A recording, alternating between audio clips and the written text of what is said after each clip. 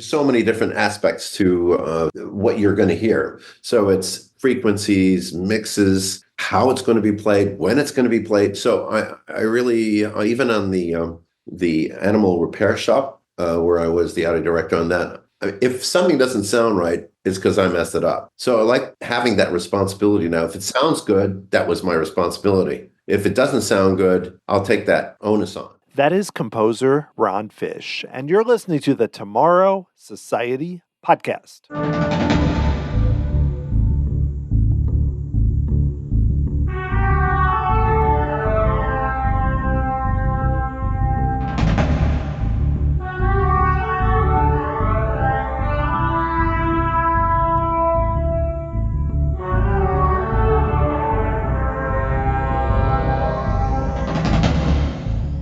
Hey there, thanks for joining me here on episode 232 of the Tomorrow Society podcast. I am your host, Dan Heaton. My guest today is composer Ron Fish, who worked on so many cool attractions for Walt Disney Imagineering, including Mission Space, the cue music for Tower of Terror, worked on Food Rocks, played drums on the Dick Dale Space Mountain, and beyond theme parks also did some very cool work on video games, which connects to his theme park work through interactive attractions like DisneyQuest, but he was involved closely with music and sound design for God of War and Batman Arkham Asylum, and then ultimately did some more theme park work at the awesome Warner Brothers World indoor theme park in Abu Dhabi, where he did the music for the Batman area and multiple attractions.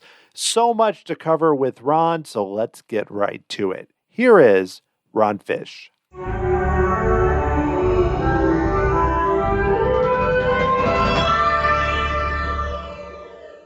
Ron, thank you so much for talking with me here. My pleasure to be here today. Oh, yeah. I'm so interested in talking about so much, both in, I mentioned theme parks, but also some really interesting things you did with video games and how it all connects. But I would love to go back to how did you originally even get interested in like studying music and sound and kind of pursuing that as a career growing up? It started with basically my mother being a concert pianist and her parking me next to the piano and listening to hours of Chopin, Beethoven, Mozart, and all the classics. And then there was a band came along called the Beatles. And I went, well, that's fun too. It's not Tchaikovsky, but they were really fun. And I went to a concert and all the girls were fainting all around me. And I went, there's something here that's also worthwhile. So I was really excited by that and all the amps and the guitars. And it was so completely different than the classical music scene. And then I was just playing drums at that point and studying piano and learning how to play piano. And then I got accepted to Berklee College of Music, and then I decided that it's time to get a little bit more serious about, instead of noodling on the piano, but trying to understand why am I noodling, what I'm noodling on the piano. And then something came along called sequencing and MIDI, and that gave me the opportunity to start working with sequencers, which allowed me the freedom to actually start composing. And at that point, samplers were just beginning, and there was this funny, freaky instrument called a synthesizer that was just introduced. So I started from the very basics and then built a studio while I was working actually simultaneously at Walt Disney Imagineering and drumming in a nightclub on weekends. So I was doing 2 gigs simultaneously for 5 years. Well, you mentioned Walt Disney Imagineering. I'd like to talk about kind of what interested you there, but I'm even curious for you growing up. I mean, did you have much background with like Disney and the parks? I mean, the movies, did you have a lot of interest there even as you were growing up? I was born in Montreal, and we would watch on Sundays The Wonderful World of Disney, and then in color and all that kind of stuff. And I used to have to fight my brother so I could watch that instead of what he wanted to watch. So I was aware of Walt Disney, and I was aware that there was something called Disneyland in a far, far away place called Anaheim in California, and that's a million miles away from Montreal. So I saw the submarine ride, whatever he would show, Walt Disney would show, is what I had seen. But to be quite honest, I didn't even know there was music and much sound at all in the theme park. Didn't even occur to me that there is a whole world of that. So, how did you then go from there, growing up in Montreal and not knowing that, to then ultimately working at Walt Disney Imagineering while you were playing at nightclubs, but also getting a job working there, fairly early in your career? Well, I was in a band in LA because I had moved to LA because after I went to Berkeley, it became clear to me that I was not going to get that far with just a diploma and showing like Quincy Jones, you see, I have a diploma, so I'm going to be playing on your sessions, right? Because I have a diploma. So I realized you got to really start working in the field, and it's just gaining experience was everything. So I went to LA and was drumming in a band where the leader of the band got a gig at a place called Imagineering, which to me, I didn't even know what that meant. And then he told me, hey, I got this job at Walt Disney. I said, that's cool. Are you going to be writing music for cartoons? I don't, what are you exactly going to be? He said, no, it's a place called Imagineering. And I don't even know what you're talking about. So he goes, well, you should come down. So I went and visited him in Studio B, I believe it was. And I was flabbergasted that they had a whole audio section inside this building specifically for the theme parks. So it was the very first time I became even aware that they had music, and it was considered a very important aspect of the theme park business. So that was cool. Then he had to take off to go on a gig for Disney at Euro Disney when they were just starting and opening up. So he asked me if I wouldn't mind cutting some music, some background music for the theme parks. And I was sure, that sounds real interesting. And at that point, there was a digital audio workstation was just introduced called Pro Tools, which now everybody uses. But at that point, it was 3 weeks on the market, and I rented a Pro Tools system and learned how to use it, and then convinced them that I'm a Pro Tools expert. And so they said, "Yeah, come on, do some more work," and that started the 8 year span that I was there for. Well, that's so interesting. Well, you mentioned, Euro Disney, and just that time period was so busy. There was just so much growth, as late 80s, early 90s, but as they kind of went into the 90s with Eisner and Frank Wells and everything, like when you said you joined it was like, what was that atmosphere like just during that time period, kind of going in with someone who, like you said, was fairly new to what Imagineering did? Well, it was interesting because there were people there that had been there for 10 and 20 years, and they've been there through Epcot or the opening of Epcot when I came in. I came in 92. And it wasn't that much earlier that they had actually worked on Epcot. And Epcot to me was some kind of magical thing. That was like, that's amazing. And so for me, it was seeing these people that had 10 years or 20 years there and going like, that's unbelievable. That's just, I mean, what kind of stories do you have? So they had stories like cutting tape and making tapes for the parks, etc. At that time, something called an EEPROM was just invented, and things started moving off of real tapes, going into the digital world. And when I joined there, it was just at that point where it was moving more into the digital realm. But what is interesting now is that if I go back there or whatever and visit, I'm now considered that same guy that when I came there and went like, geez, what was it like here like 20, 30 years ago? And and it's different now than it was then. And so it's just continuously evolving. It's been pretty cool. Oh yeah, I mean the technology, I'm sure, just keeps changing with every area, especially with sound and how that's done.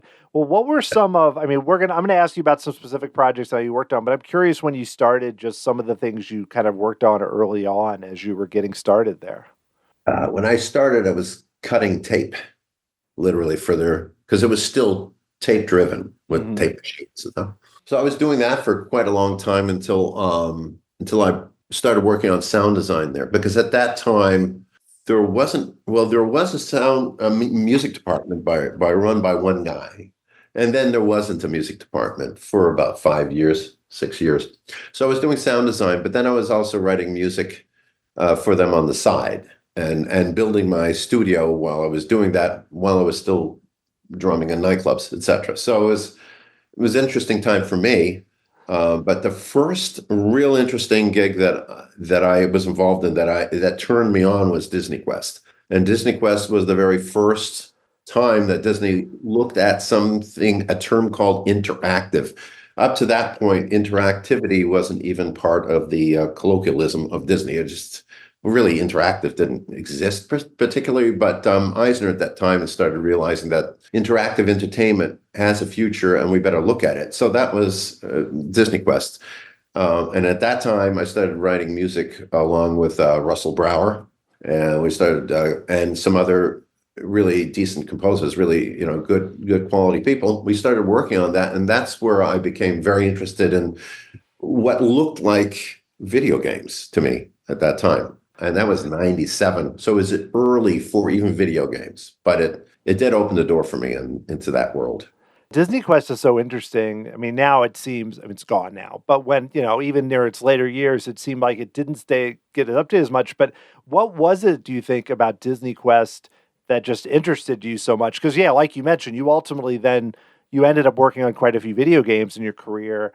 What was it there working on that you found maybe more interesting even than some of the attractions? Well, Disney Quest was an IP that didn't necessarily have to work off of the whatever portfolio they had. So there was a ride. The comics was built on dark villains that you were fighting, and Mighty Ducks Pinball Slam, although even it was Mighty Ducks, but there was a lot in Disney Quest that had a darker approach or more of a video game approach, which was really very different than Snow White and Peter Pan. And there were some great rides. My favorite of all time ride thing was Alien Encounter. That was a superb experience. But there was a limited amount of those kind of experiences to be had there. But Disney Quest, they kind of allowed the creative team to just go forth and create new IPs and different approach to how this audio was actually presented to you. That I thought was interesting because there was a possibility of forks in the road, and you could go left, you can go right. You can all of a sudden make a change depending on data input from the actual player or user. That I thought was really interesting rather than the ride being quite the same every time you run through it. You mentioned Alien Encounter, which, I mean, it makes sense that you're also, I mean, it's darker for one, but also that is so driven by the sound design, I feel like, because the binaural audio, which was so new. And then, I mean, I went on that a few times and, you sit there and you have the harness over your head and the sound hitting you from both. And I understand why it didn't last for Disney. Yeah. For the Magic Kingdom, but it's too bad because I feel like there was real potential there. And right now, I think, I mean, I know the technology's improved, but that type of attraction feels more comfortable in Disney now than it probably did then. Yes, and I don't think it really fit in Magic Kingdom per se either. So although it was a great ride, Indiana Jones is another wonderful ride. And it's interesting because you had different opportunities, right? You have the 3 different paths. So even in that, I saw like this is fascinating, where it doesn't have to be the same every time you experience it. It could be one of 3, and that reality is basically the building stone for all video games. It's like it's never exactly the same thing all the time. It could be changing depending on where you are and what you're doing. So I thought that's fascinating. Oh, yeah. Before we get it, I want to ask you all about your work on video games too, but I also figure, I mean, I know there's a lot of other attractions you worked in some way on that it would be fun to talk about a bit if that's cool, and then we can dive into your video game work. Some of these I know you did more work on and different work on. It's hard to tell based on what I've learned so far, but I know you worked on editing Q line music for the Tower of Terror. Yeah, which... Speaking of a darker attraction that I enjoy, that was really great, but I'm curious about that. That was such an interesting time at Disney, actually.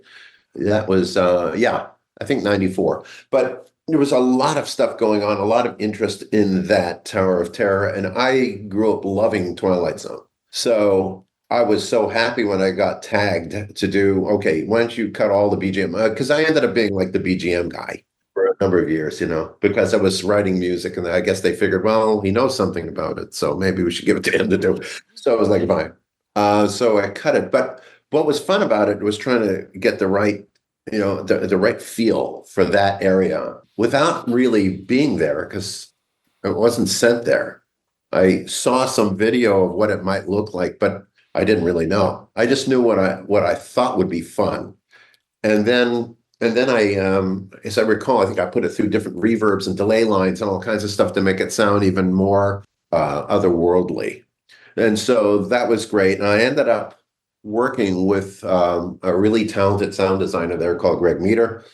And oddly enough, I worked with Greg Meter 25 years later again on a project, a 25-year span in between. I talked to Greg twice. Yeah. Oh, Meter's great. Man. Yeah, Great it was guy. a few years ago, but yeah, because he also then moved on and worked on some games too, which is Oh, yeah, he sure did. And then he gave me a call to work on Universal Beijing, opening right. Universal Beijing during COVID. So literally, he and I were there during COVID. What a time, man! In China, in Beijing. But what was fun about it is that we had worked together on Carousel of Progress, I believe it. I think it wasn't Carousel, it was with Lincoln, and then the real cool thing was actually Tower of Terror. That was great, and he did a majority of the work. I did the musical aspect of it, and there was another guy, another Greg Kruger, also worked on getting the dialogue into the mouth. I mean, it was a real sound department fun gig. Everybody, a lot of people involved in it, and a lot of talented people. And I love the ride. I love the ambiance of the ride. I love the way it looks. I love the queue line. I think it's great. The one in Florida, I can't say the same. Right. That's not the one over DCA. That's changed anyway. But the one in Florida had this distinct feeling about it. And I was a huge fan of Twilight Zone. So, I mean, couldn't get any better. Oh yeah, I'm so happy that it right now. I mean, I hope it stays for good, but that the Florida one, I have nothing against the one in California. They did. I mean, I think they did a cool update, but I'm glad we have the one in Florida. And the cue music, like you said, very ethereal, very fits with that cue with like "We'll Meet Again," but it's all like drifting away. So I think what you mentioned about that is it really helps with the whole impact of it. And that's kind of a crazy cue where the whole worn out hotel and everything too. Yeah, isn't it great? I mean, visually, it's stunning. They did such a great job on it. Like, the queue line also in Disney on the Indiana Jones is a great visual, also great queue line. Lots of stuff going on in that queue line. But I really love the Twilight Zone feel of this decrepit hotel. I mean, it was great, and a lot of really talented group in that time during the '90s was involved in that. Yeah, even I talked to Greg about it, and you mentioned Russell Brower earlier. Another one working there, not on that attraction, but in the '90s, and just No, I worked with Russell. yeah, he's great too. Well, you also another kind of creepy attraction you worked on is you did some work on an update to sound design for the Haunted Mansion at Disneyland. So, I mean, I'm curious how that went for you. Not that much on that one, and that changed anyway. That was sort of a lot of rehab work, and then there was the Nightmare Before Christmas version, and then it's a lot of different things. Hard to tell what's left, literally. Right. I have no idea. I mean, it was interesting. So I cut almost all the music, the BGM for Animal Kingdom, like the whole park, basically, cutting it. And what was interesting is I saw Joe Rohde 5 years ago, I think, at the TEA Summit. And I asked him, hey, are those tracks still playing? Because it's been like 20 years. He said, oh, you're the guy? Yeah. So they're still playing there. Years later, okay, great. It's nice to know tracks are still playing. That was an enormous amount of work, like enormous. Well, there's like a CD they released when it opened. I don't know how much of it was the background you did, but it's like all background music. Yeah, and I remember being there recently and was like, hey, that's that song from the 1998. So it's like they're still playing music from 1998. So it's probably, why would they change it? I mean, unless they're, it's not like playing in Pandora, but in other parts, I think it still fits. I mean, yeah, it was a half a year, 6 months of putting that together. Wow. So a lot of hours put into it. So apparently it hasn't changed. So if you're hearing the same thing from '98, it's the same stuff I cut together. Yeah. Well, so I mean, I'd love to ask you a little more about that, though. I mean, when you're putting together a BGM for an entire park, like how do you go about doing that? Because that seems like such a big job. Yeah, it was a big job. So, but you have somebody like Joe Rohde who really understood the African culture and all the different tribals and the different lands and all the different states and all provinces. And he's the one that I didn't talk to him directly. The people underneath him would present. Hmm. And of course, I looked up what is the native music of Congo? What is the native of? So I did a lot of encyclopedia reading. It was before Wikipedia, so a lot of encyclopedia reading, trying to find out about what music is really idiosyncratic for that area of Africa, and this area, that area, and then I would find the artists that were popular in those regions or listen to those pieces and then gather a palette of music that would fit together and then cut it so that the keys were in relative keys to each other. So even if I'm in zone 1 and zone 2A and they're close within proximity, that they wouldn't clash as far as what the key structures were between the two pieces, the two areas. So it's being aware of musically what you're playing against, because you're always butting up into another area. And you're doing all that not at the park. You're doing that from California, right? So Yeah, you're having to. Studio E and 1401. Yeah. I just think that has to be a challenge, just because with like a park like that, you're basing everything on not being able to actually be there and experience it. Yes, but when I started cutting BGM at that time, anyway, there was a number of people that made sure that the person cutting the music and mastering the music understood what there was a number of rules, right? And you had to follow. And one of those was that there are no huge peaks of music. It doesn't get all of a sudden really loud and then doesn't disappear, because it's basically setting up a feeling for wherever you are. If the music disappears, then when it reappears, there's kind of like what happened. Right. Well, so it needs to be kind of a constant level. And I had years of working with those instruction sets. So I knew exactly what I needed to do to get it to play correctly there. Yeah, you don't want it to be like it sounds like somebody just turned on a CD or something, like, where it stops and it starts. You want it to just feel like it's always just like a part of the land and everything. That's correct. It sets the ambiance and the atmosphere for where you are. And so it's actually a very important thing, because if you turn it off, that's when you notice that it's gone, And it's kind of like a soundtrack to a movie. You don't necessarily want it to give you the feeling of this is what you should be feeling this right here, right now. It's kind of like it just pushes you along the emotional scale. And the same with that BGM. It's actually a very important part of the audio in Imagineering. I believe it is, but anyway. Well, yeah. Compare it to, no offense to any regional park, but I've gone to some parks where they don't have music, or it's just like music that doesn't fit at all. You're in a Western town and there's rock music playing or whatever. And you're like, what is going on?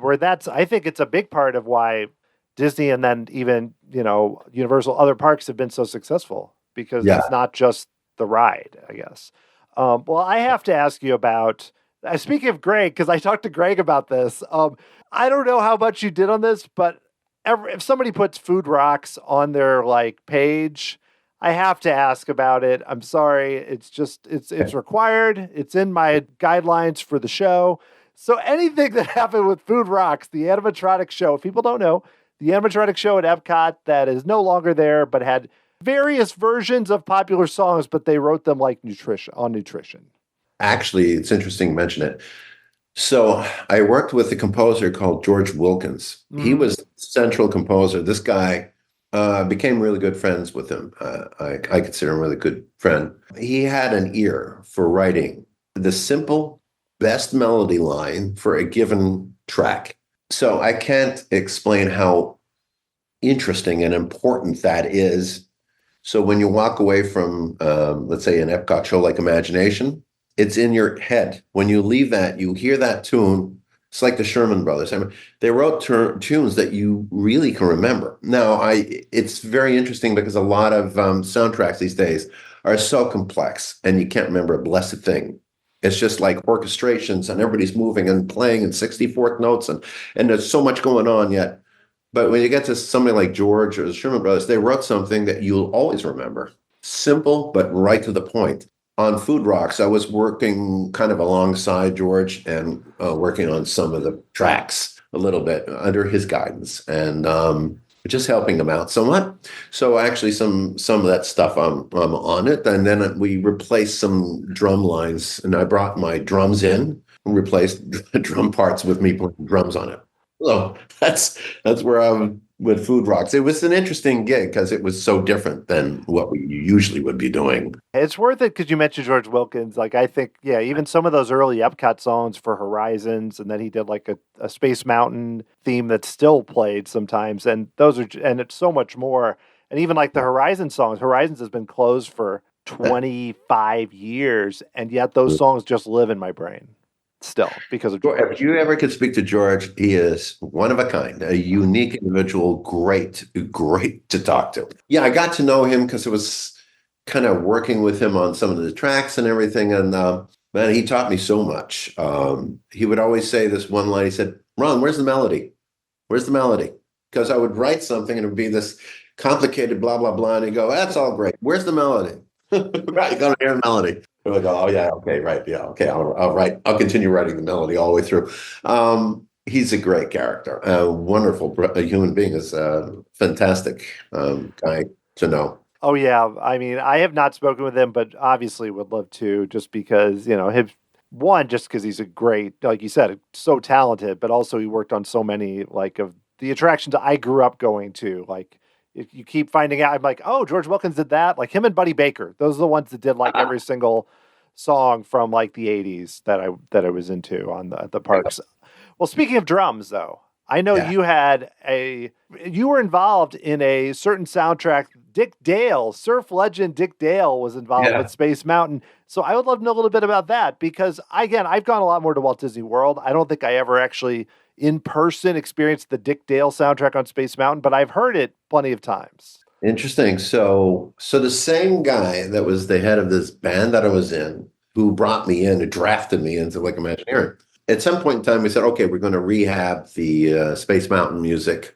And I don't know who exactly said, wouldn't it be great to have Dick Dale? Whatever. Okay, fine. So we brought in my drum kit and we recorded for 2 days.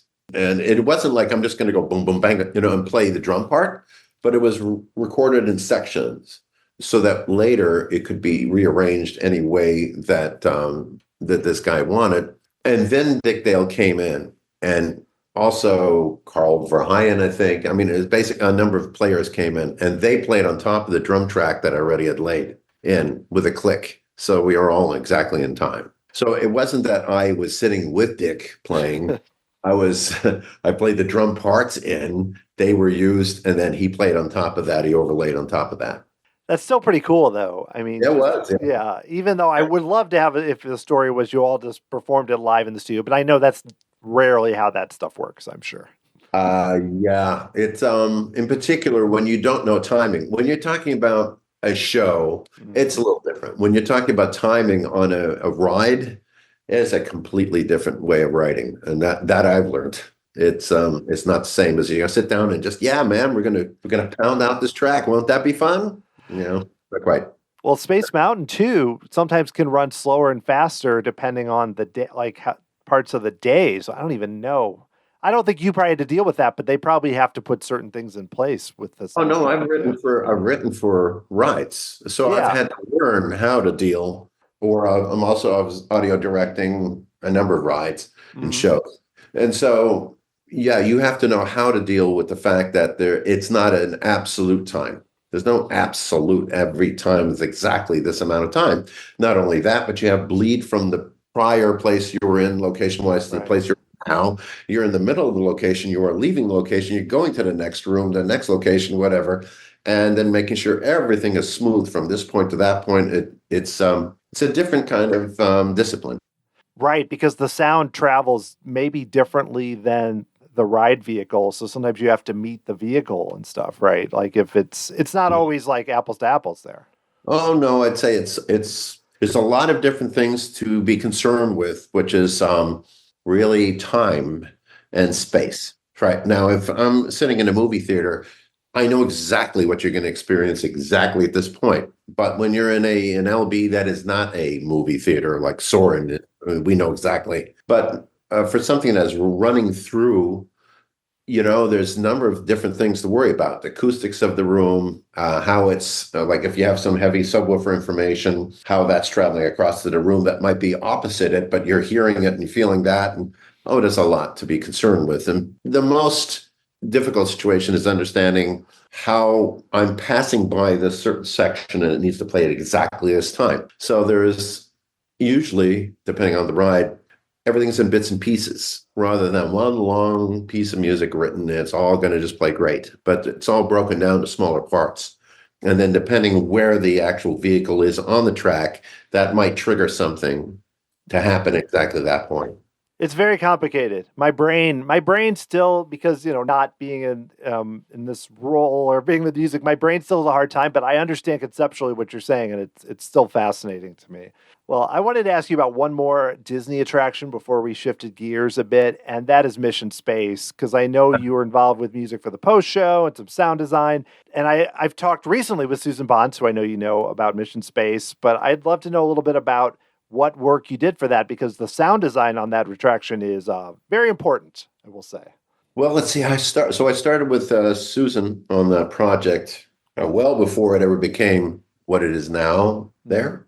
And so I worked on that. Then I ended up working on other parts of it. And then I came back to do all the interactive stuff because I showed an interest in the interactive world. Mm-hmm. And so it became like, oh, well, why don't we give him the shot and he can do the sound design and the music for the interactives, which is when you spill out of the show, et cetera, right? So I did just about everything there, which was interesting. It was done on emulators at that time. There was a thing called an emulator, and it was a hardware-based sampler that could play back. You could play back anything. You could play music or sounds of, brushing your teeth. It didn't make a difference what it was. It was just sound that would play back. And so we had to do that through that system for I don't even know literally what's still playing there. So at that time, that was what was needed for those shows. And there was about 4 or 5 different shows. And so I pretty much handled all that at that time.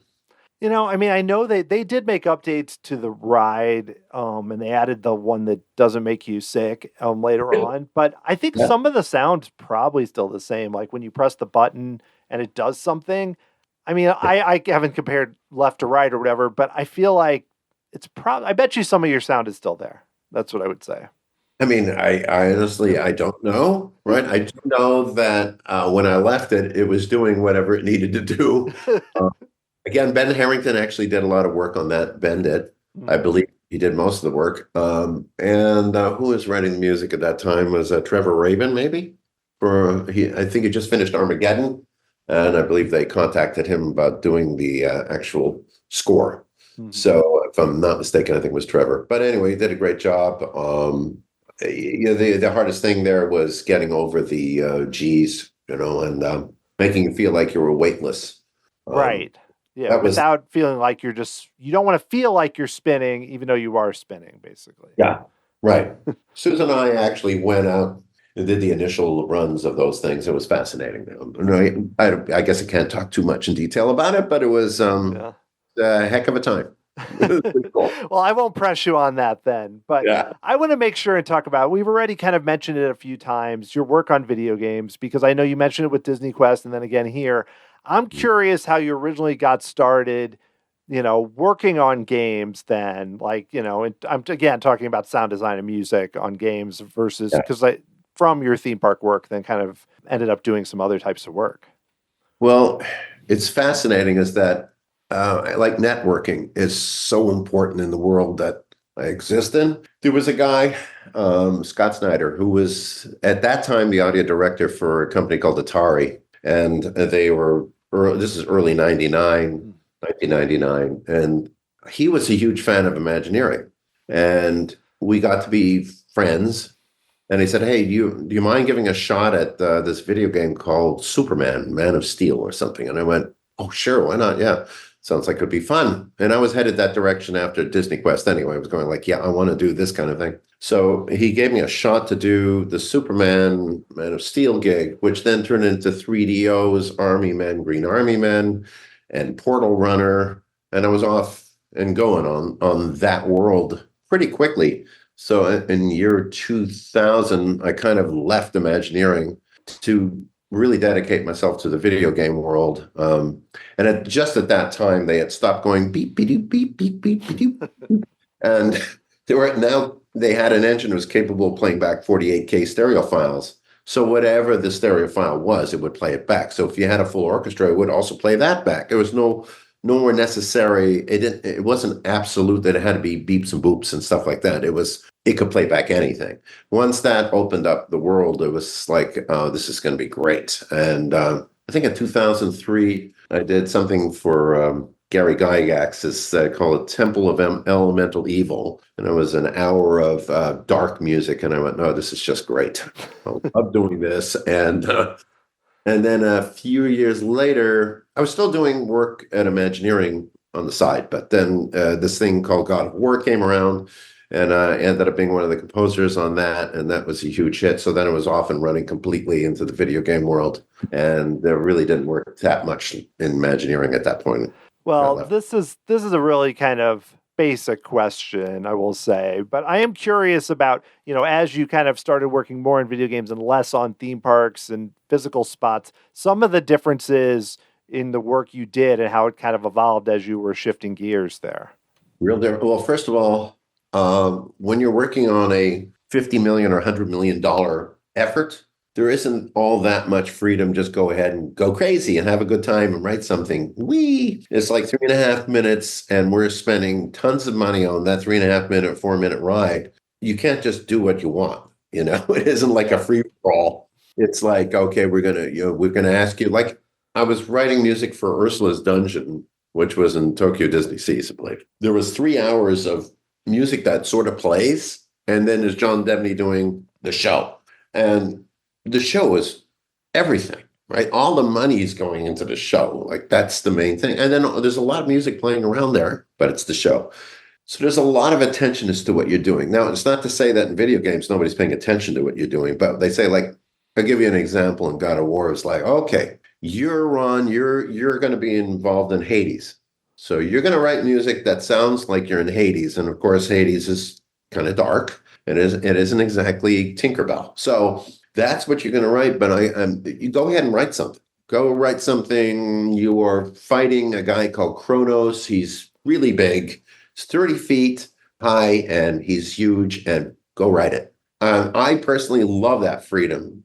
I don't want to be handheld through every note I wrote, give me the opportunity to shine here and write something that I think is going to express and communicate exactly what you told me in words. I'm going to put it in the music and then try to express that way.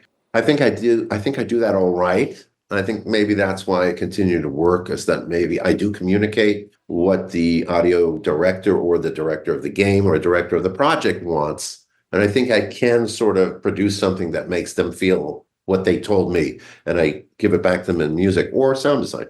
But in this case with God of War, it was like, we want this team to write this music that's visceral, and it's a really dark, barbaric game to a point that hasn't been done yet. And we were like very excited. I mean, everybody on the team was like, yeah, let's go. So we did it without huge orchestras or anything of the sort, and it was this huge hit. And it isn't because the music was a huge hit. The whole game was a huge hit, right? Everything about it was very successful. And then we were given on God of War 2, like, oh, now we're going to go to Abbey Road. Now we're going to. But before that, it was like, hey, whatever equipment you guys got, make it shine, which was great. Fun, and a lot of fun. Those games are, especially like you said, the sequel, so large. You mentioned a team. How big are those teams, and what's kind of that like? Because I know you mentioned you're going to do a very important part, and then someone else is going to do another boss or another area. Like, I'm just curious how large of a team, when you're talking, especially the sequel, you're talking just, I don't even know what those cost, those games. Well, I know what the budget was, which I'm not allowed to. No, we don't have to talk about that. Yeah, but how it works is fascinating. So you have to have a great group of composers. How would I put it? It's like you're a coach on a baseball team. So you know that the reliever he's a right-handed guy. He's going to pitch to, righties. And it's knowing who you have on your stable that you're working with is really the success that you're going to have at the end, is that you assign the correct people to write what they're best at. And we had a guy called Clint Bajakian who was working with us on that. He was masterful at knowing who who to give what to write. And that's really the trick to success. It became clear that I was a dark guy who was writing dark music and powerful and dark and nasty. And I went, oh, well, if we need something really kind of gut-wrenching or it's dark, give it to Ron. If we need something that's beautiful and melodic, give it to him. And that's how it was, like this crazy quilt of composers. There's four guys essentially that were on God of War 1, 2, and 3, mostly just same four guys. And there's some people came and went. But you had a Chuck Dowd who was the head of the whole music department, and you had Clint who was dealing with us directly. So, and then there was four of us writing, and we didn't know it was going to be a success before it was a success. Then it was a success. Then we had like freedom, more artistic freedom. But Sony never clamped down on what we were doing and just said, it seems to be working really well, much to their credit. Was, great, man. Well, you mentioned dark and kind of disturbing. You also were involved with Batman Arkham Asylum, which I know, I would love to say I've played all these games, but a lot of these came out when my kids were very young. So no, I haven't played most of them, but I know it's a very popular game, plus its sequel, Arkham City, and I would love to hear a little bit about your work on that because, Batman and just there's so much you can work from there to come up with things. So I was a huge fan of Danny Elfman's approach to music. Again, it also fed my, when I was studying piano when I was a kid, for some reason that my piano teacher decided I had to study 12-tone music. I don't know what got into this guy that he was going to teach a 10-year-old 12-tone music, which is some of the most discordant music you could possibly. But anyway, I didn't like it at that time. But what ended up happening is that as I grew as a musician and my ears, I was like, there's something that's really fun about this discordant music. And when I studied at Berkeley, I studied with a guy that was arranger for a band called Mahavishnu Orchestra. Back in the 70s, we were a fusion band. This guy was really dark. I mean, fascinating use of harmony. And I learned from him how to write harmonies it could be discordant, but you would listen to it and accept it. And there's a certain approach to telling a music story that you can write discordant music, and yet it doesn't come off as like, oh, that's really painful to listen to and ugly, in quotation marks. So I learned that for that technique I used in doing God of War stuff. Then when Batman came along, they were the head of audio for Rocksteady, had heard that God of War stuff and said, hey, do you want to come on board and help out on this thing called Arkham Asylum? And I went, yeah, sure, great. And so I had written some music for cinematics and stuff like cutscenes and things like that. And again, it was a big hit. So then the second time around, they said, hey, come on board and write a lot more music for it. I went, okay, great, sure, we'll do that. And then at that point, it was very similar to God of War 1 and 2. So once you prove your mettle and go like, this is a huge success, then all of a sudden it's like, where would you like to record? What orchestra would you like to work with? Which was very freeing in a lot of ways. You're going like, okay, yes, I would love to work on it. And at that time, we went to, where was that? It was Air Studios to record in London. So we went and recorded with the London Film Group. Well, I think that leads well into shifting a little bit back to not Disney, but to other parks. You worked on attractions for Warner Brothers World in Abu Dhabi, which in the Gotham area, the Night Flight and Joker's Playhouse and everything else. So that park, I mean, I have not been there. I've not been to Abu Dhabi. Neither have I. Indoor theme park, though, looks incredible. Yeah. So I'm curious to know a little bit about that, given especially that you already have this history with Batman with those games, too. Well, there's a gentleman there that I had met, I believe, in 2008. Name is Dave Cobb, and an amazingly creative individual. But in 2008, there was a problem with the economy. And so they were really looking, as I understand the story from Dave, they were already looking at doing that with Thinkwell Entertainment. But the economy kind of collapsed, and so it just came to an end. But then fast forward some years later, quite a few, I was working as the audio director at Playmation, which is a project we had at Disney Consumer Products. And that one, after 3 years, closed. And very quickly after that, I was on this project for Thinkwell. The reason I got on the project, which I didn't know at the time, is Dave Cobb had heard what I had done in 2008 and went like, this guy would be perfect for Batman because he kind of writes like Elfman, but it's not. It's his own thing, but it's in that world. And I think he understands that world really well. So they contacted me. And then I wrote the first of their ride. I believe it was the first 30 seconds or 40 seconds. And they went, yep, that's the guy. And I was like, okay. And so I was off and running to do that. And then it turned into like, what, can you do all the sound design for this area here and the whole area of Gotham? And then, the Joker Playhouse. Can you? It's typical what happens in large scale projects. You start on something and then they go, hey, you got like maybe a month that you can just, could you do this? And how about if you do that part of it? And you end up doing more than you maybe originally were signed on to, but it makes sense because you're already controlling most of the sound of that area anyway. So with something like that, I mean, you mentioned, do they use any past like Batman, like audio or music, or is it all original, just like in the same style, I guess, if that makes sense? All original. Oh, literally not one lick, but it's okay because I understand Elfman's approach, Mm-hmm. and I am a fan of how he writes, how he hears. It's really it's how he listens and how he hears and how he reproduces what's inside of him that is uniquely him. And so it is uniquely him. I don't pretend to be him, but I do my own thing. And it sounds like it's in that world. And that's the main thing, is that it could live in that world, but there's nothing that I wrote that's Elfman. No, I was just curious because, like you said, it sounds like it's in the world, similar to what you mentioned, like with some of the games where, it sounds right for the world, but it's, where someone might not think that closely about it and think, oh, it's from something because you've set it up correctly, I guess.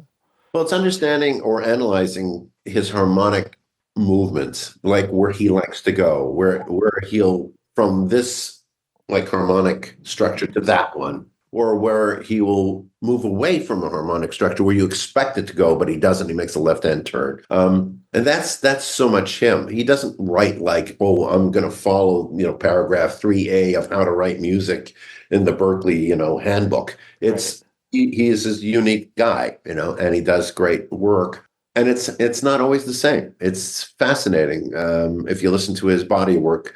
It's the same like the true craftsmen like John Williams, James Newton Howard. These guys don't write in one style, and that's it. They do different things, and they change according to the project. But there's still something emphatically unique to each one of these composers.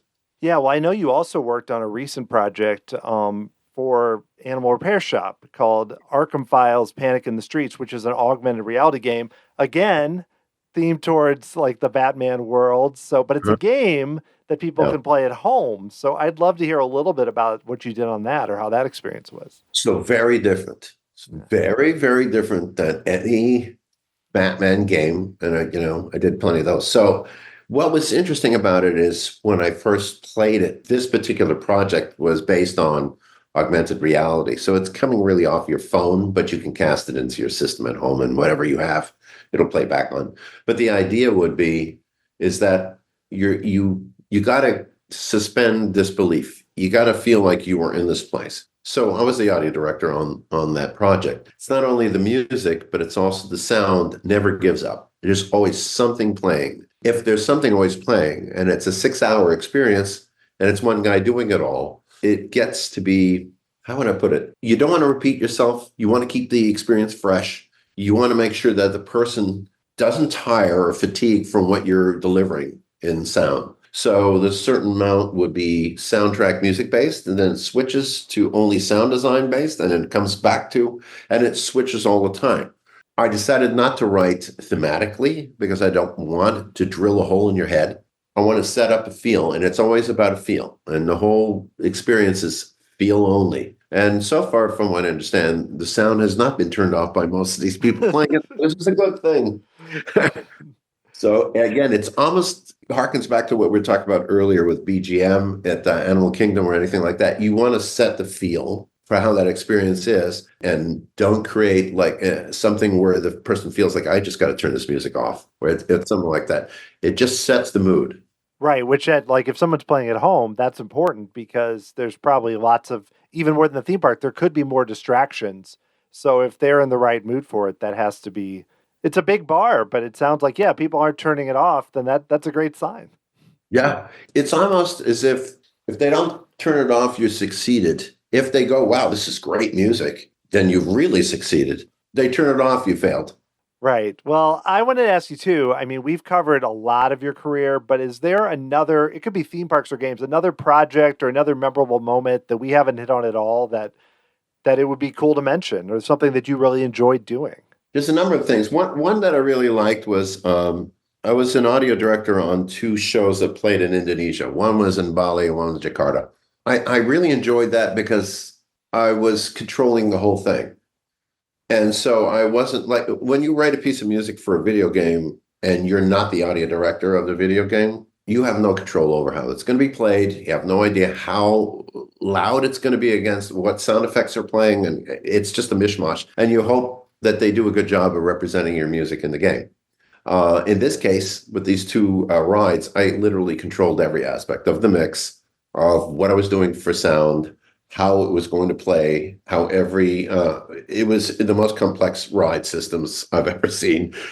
And it was combinations of theater work, 3D visuals, running from one place to the other, walking through, getting on the ride vehicle. Every aspect of it was covered on these.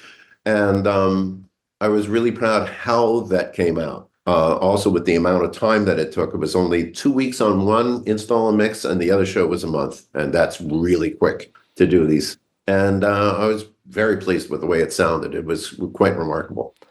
Is that type of work something you hope to do in the future? Like, where you're really more, involved in all elements of it, kind of overseeing it all?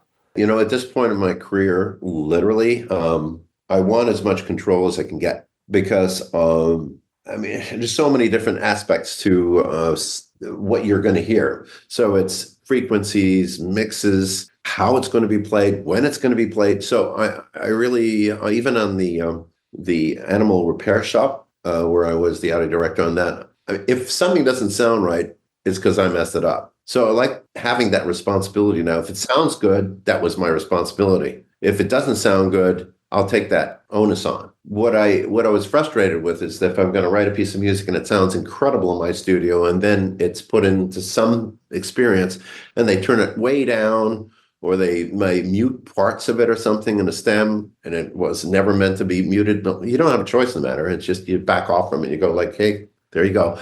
It's very much the same as a composer on a movie. If you're there for the mix, usually you shut your mouth and the director is dictating what's going to happen. And if you pipe up too often, say, hey, what about the music track? It's like, nope. So when you are the person responsible and they give you that responsibility, that to me is exciting at this point in my career. Yeah. Well, you mentioned George Wilkins earlier, and you mentioned a bunch of others, but I'm curious if there was someone you haven't mentioned, a sound designer or composer that you worked with that like really connected with you, whether it's Disney or on some games or in another realm. Well, I must say Russell Brower was really talented. We were together at the same time in Imagineering, and I got to see him work. He was really quite cool.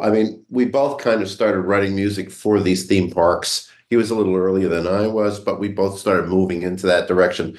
He left and went to Blizzard, and I left and did Batman and got him. And so we had like this parallel path in a lot of ways.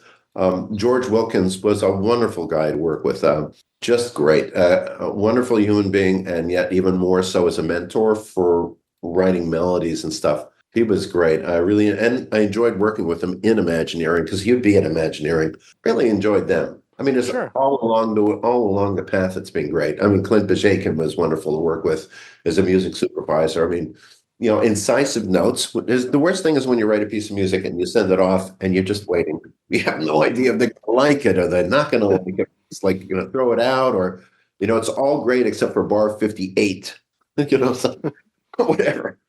Clint would always give me this real incisive, like to the point. It would be great. Either I like everything up to this point. Could you just change this? I know, but he knew exactly what to say. And the other thing, I was in agreement with him most of the time, and that's great. Also, Nick Arundel, the guy that was the music supervisor, audio supervisor for all Batman stuff out of Rocksteady, he also knew what he wanted. Fascinating as this guy was also conservatory trained, he asked me to write something for Clayface Boss, which was very unusual. And I just bring this up because he said, I would like you to write like Rite of Spring in that vein. And I've never heard anybody asking me to write something that even remotely sounds like that piece of music. And I went like, you sure? And he went, yeah, let's see what you can do. It's like, great, let's go for it. So if you hear that piece of music, that's based on Rite of Spring. I mean, not based on it per se, but with that frame of mind in my head, and that to be asked to do that is really unusual. That's so interesting. Well, I do usually put out a call. I have kind of my Patreon members that they sometimes submit questions. So I did get one question for you. It's kind of on a related note. Jim asked, basically, how small is the universe for the work you do? Like, do you end up working with similar people on a lot of projects? Like, so more, because in my head, it's always like theme parks are big, games are big. There's so many people, but I suspect there's probably not as many as I imagine. Well, you're absolutely right. Yes, there's not as many people as you imagine. And again, there's a mitigated risk is a word that comes up a lot these days. So if there's going to be like a theme entertainment piece, it's gonna, let's say the price tag to make this thing is 150 million to build, whatever. They don't really necessarily want to use somebody who's never done this before.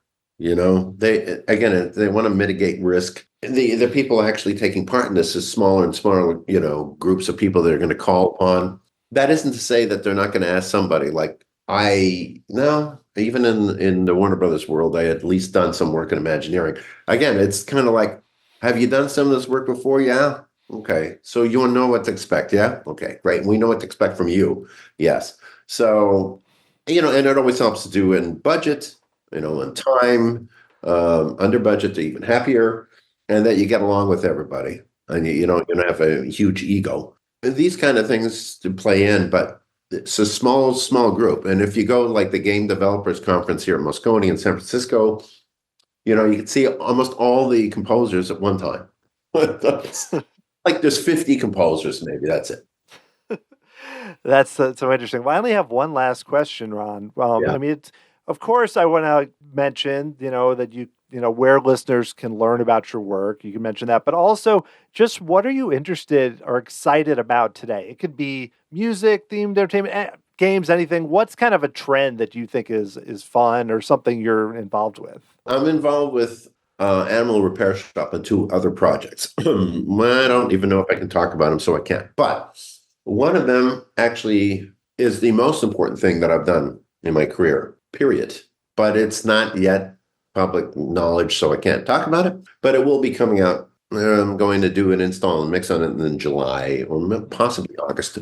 But what I'm doing it for, the reason for it, is probably the most important thing I've done in my life as far as music goes. So music and sound, so I'm the audio director on it. So again, I'm controlling everything, which is great. I love it. I love all that. I'm doing the sound design, the mix, all the music and all the dialogue mixing and mastering and all that. But the reason for it is something that is truly wonderful. And I mean, if the listeners will listen to it, they'll find out shortly enough what it is I'm talking about. Plus, I'm again audio directing another project for Animal Repair Shop. So there's 2 that are going on simultaneously. It's really cool. Well, excellent. Well, I'm excited about that. It's such a great tease. I'm very interested now, but I completely understand not being able to mention anymore, but it sounds really cool, and I'm glad that you're excited about it. And Ron, this has been great. I've really enjoyed learning some about your career and all the cool projects you worked on, so thank you so much. My pleasure. It's been great talking to you, man. Well, I really enjoyed that. If you'd like to learn more about Ron and his music, you can go to his official website, ronfishmusic.com, where he lists his credits, music awards, a lot more background, and many more projects he worked on, both theme parks and video games. Definitely worth checking out. Also want to give a shout out to the Tammy Tuckey Show. Tammy, who was a guest on our podcast last year, does an interview show now on YouTube, and she talked to Ron 2 years ago, and I definitely watched that before talking to him. And one of the ways I found out about Ron was through Tammy's excellent interview. And they should also check out, Ron did a podcast called the Top Score Podcast, which what I found interesting about that, one, very well-produced show, the host Emily Reese, it's from 2014, but where he really digs into his music for Arkham City and Arkham Asylum, God of War, like the video game side of it. But it's more info, too, on his creative process. You can also hear a lot of the music from those games. So I would suggest checking out both of those. And I have linked to each one in the show notes on tomorrowsociety.com for this episode. I want to give a big thanks to several people that have helped to support the show recently. First, I want to say thanks to our latest member of the Tomorrow Society through Patreon. That is Avery, who joined recently at the Dreamers level. Thank you so much. It's awesome to have you as part of the Tomorrow Society and any of you. And the support really makes a big difference. If you would like to help support the show through Patreon, you can check it out and get access to some really cool perks at patreon.com/Tomorrow Society. Also want to say thanks to Melanie, who bought me a Dole Whip. Thank you, Melanie. If you would like to make a one-time contribution and help me to get more Dole Whips and other things, go to tomorrowsociety.com/Dole Whip to learn more. If you'd like to get a hold of me, send me an email, dan@tomorrowsociety.com. Always love hearing from you. Of course, you can follow the Tomorrow Society on social media all over the place: Twitter, Threads, Blue Sky, Facebook, Instagram, YouTube channel, where I've been posting a few videos from our last Walt Disney World trip. So many ways to connect with this show. But of course, the most important thing is just to listen to the show and to spread the word to friends and fellow theme park fans. That really helps to get the word out. And thank you so much to all of you for helping to support the show and just for listening to the show. It makes a big difference. The music you are hearing right now was written by Adam Hookey and performed by the Sophisticated Babies. Thanks so much for listening to this interview with Ron Fish. I really enjoyed it, and I hope that you also got something interesting out of this episode. Hope you're all doing awesome out there, and I will talk to you again very soon.